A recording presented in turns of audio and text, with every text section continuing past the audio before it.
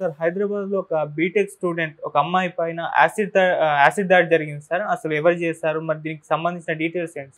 ఇదొక విచిత్రంగా ఉంది కేసు. ఇదేందంటే పంజాగుట్టలో నాగార్జున సర్కిల్‌లో ఒక యూనివర్సిటీ ఉంది.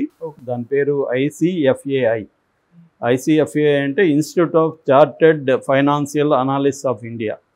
ఇందులో చార్టర్డ్ అనే పేరుంది గానీ, ఇందులో బీటెక్, ఎల్ఎల్బీ ఇవన్నీ కూడా ఉన్నాయన్నమాట. ఈ అమ్మాయి బీటెక్ స్టూడెంటు, పేరు లేఖ్య. ఈ అమ్మాయి మీద యాసిడ్ దాడి జరిగిందని నిన్నంతా ఒక వార్త వైరల్ అయింది. ఆ ఫోటోలు కూడా అమ్మాయి కాళ్ళు, చేతులు కాలి ఉన్నాయి. అవన్నీ ఫోటోలు కూడా వైరల్ అయింది. సో దీనికి సంబంధించి ఫస్ట్లేమో యాసిడ్ దాడి జరిగింది. ఎవరో అమ్మాయి స్నానం చేయడానికి వెళితే బకెట్లో ముందుగానే యాసిడ్ పోశారు. సో ఆమె తెలియకుండా నీళ్లు ఒంటి మీద పోసుకోవడంతో కాలిపోయింది.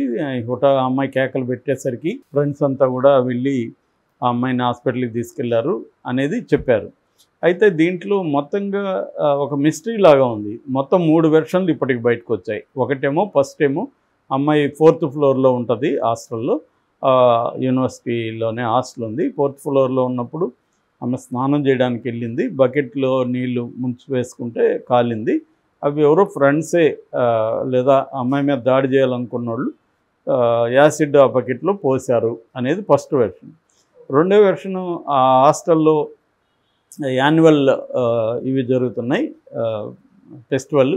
సో దాంట్లో భాగంగా రంగునీళ్ళు అనుకొని కొంతమంది పొరపాటున రంగునీళ్ళు బదులు అక్కడ రంగునీళ్ళ బాటిల్ బదులు ఇది యాసిడ్ బాటిల్ ఉంటే అది దాంట్లో పోసారు. ఆ అమ్మాయిని ఏడిపిద్దామని రంగునీళ్ళు అనుకొని పోసారు.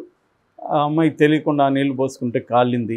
సో ఇది యాక్సిడెంట్ తప్ప కావాలని దాడి కాదు అనేది రెండో వెర్షన్.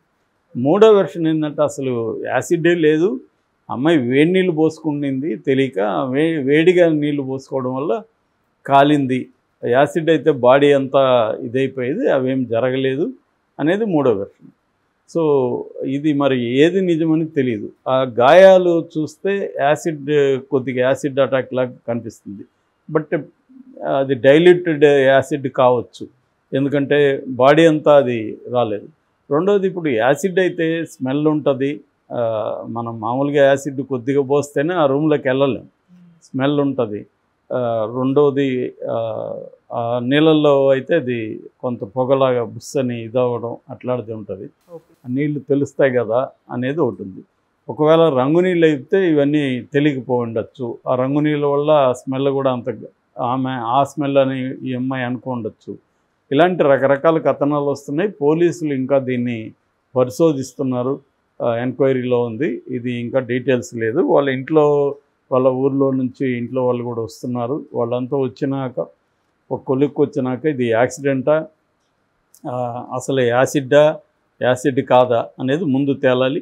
అంటే వేడి నీళ్ళైనా యాసిడ్ లేకుండా కాలిందా అనేది ఒకటి, లేదు యాసిడ్తోనే కాలింది బట్ యాక్సిడెంటల్గా జరిగింది అనేది రెండవది. మూడవది యాసిడ్ అటాక్, కావాలని అమ్మాయిని యాసిడ్ అటాక్ చేయాలని అనుకున్నారు. ఇది ఇట్లా ప్లాన్ చేశారని. సో యాసిడ్ అటాక్ చేయాలంటే ముఖం మీద చేస్తారు జనరల్గా. ఈమెకి జస్ట్ అరచేతులు కాళ్ళు దగ్గర, పాదాల దగ్గర కాలింది తప్ప బాడీలు ఏమీ పెద్దగా లేవు అనేది అంటున్నారు. సో ఇవన్నీ బయటికి రావాల్సి ఉంది. ఏదేమైనా యాసిడ్ అని ఎందుకు వచ్చింది? మామూలుగా వేడి నీళ్ళతో జరిగి యాసిడ్ అనే పదమే, ఆ కాన్సెప్టే బయటకు రాకూడదు కదా. వచ్చిందంటే యాసిడ్ అయ్యే అవకాశాలే ఎక్కువ కనిపిస్తున్నాయి. కాకపోతే అది కావాలని చేశారా, లేకపోతే పిల్లలు చెప్తున్నట్టు రంగు నీళ్ళు అనుకొని చేశారా అనేది మాత్రమే మనకు తేలాలి. వేడి నీళ్ళు అయితే అలా అంత గాయాలు కాలే పద్ధతి వేరేగా ఉంటుంది. ఇది యాసిడ్ ఉన్నట్టుగానే కనిపిస్తుంది. కాకపోతే డైల్యూటెడ్ ఉండొచ్చు, అది పాతది కావచ్చు. ఒక్కోసారి పాతది అయిపోతే కూడా యాసిడ్ దానికి ఉండే పవర్ అనేది పోతుంది. ఇట్లాంటిది ఏమన్నా కావచ్చు.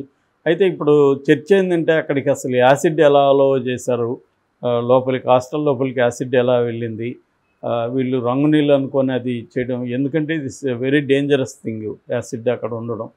లేదు బాత్రూములు క్లీనింగ్ కోసం ఏమన్నా అక్కడ వాడుతున్నారా, దాన్ని ఏమన్నా యూజ్ చేస్తారా, అది కూడా పాసిబుల్ ఉంది. ఎందుకంటే హాస్టళ్ళలో బాత్రూములు క్లీన్ చేయడానికి కూడా యాసిడ్ వాడే అవకాశం ఉంది.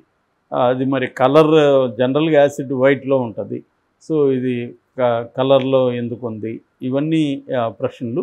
దీనికి సంబంధించి ఇంకా విచారణ జరగాల్సి ఉంది.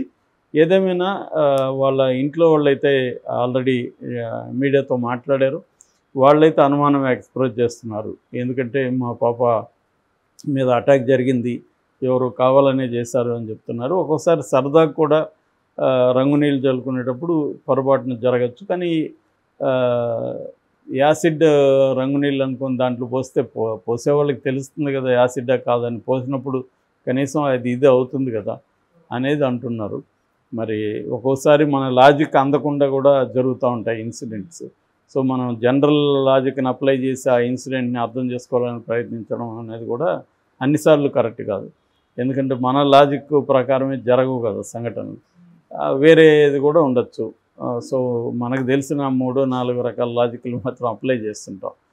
ఒక్కోసారి మన లాజిక్ పర్వ్యూకి అందని వ్యవహారాలు జరగచ్చు.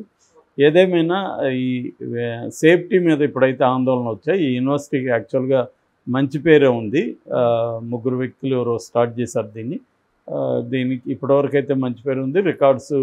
రివార్డ్స్ అవార్డ్స్ కూడా దానికి వచ్చాయి. అయితే ఈ ఫస్ట్ టైం ఈ మధ్యకాలంలో ఆ యూనివర్సిటీలో ఇట్లాంటి ఒక సంఘటన జరగడం.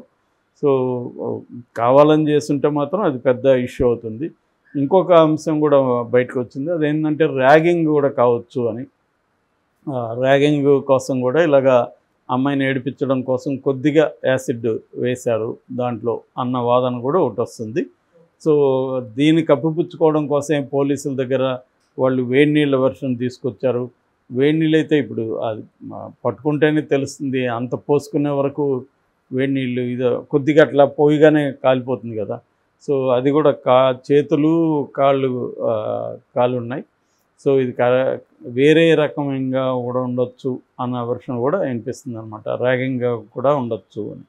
సో ర్యాగింగ్ అయితే మాత్రం మనం ఆ మధ్య కూడా ప్రీతి అనే అమ్మాయి కూడా ర్యాగింగ్ వరంగల్ మెడికల్ కాలేజీలో ర్యాగింగ్కి బలైపోయింది అమ్మాయి ఆత్మహత్య చేసుకుంది అనేది ప్రూవ్ అయింది. దానికి సంబంధించి సైఫ్ అనే అతను కూడా అరెస్ట్ చేశారు అప్పుడు.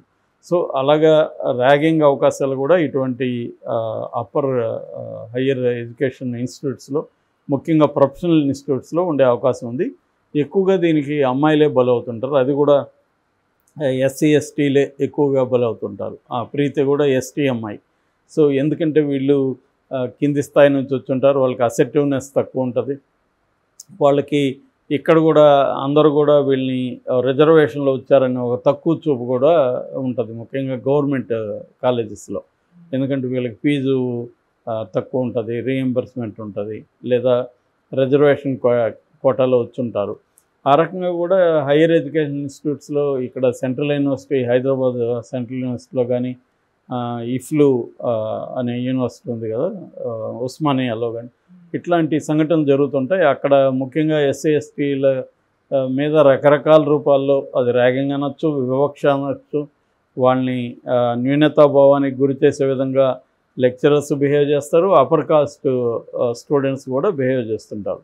సో ఇది హయ్యర్ ఎడ్యుకేషన్ ఇన్స్టిట్యూట్స్లో వెరీ వెరీ కామన్. అందువల్ల వీళ్ళే ఎక్కువ బలి అవుతుంటారు. ఈ అమ్మాయి కూడా అలాంటి అమ్మాయి అని చెప్తున్నారు. సో ఏదేమైనా ఇంకా డీటెయిల్స్ వస్తే కానీ మనకి క్లారిటీ రాదు అన్నమాట.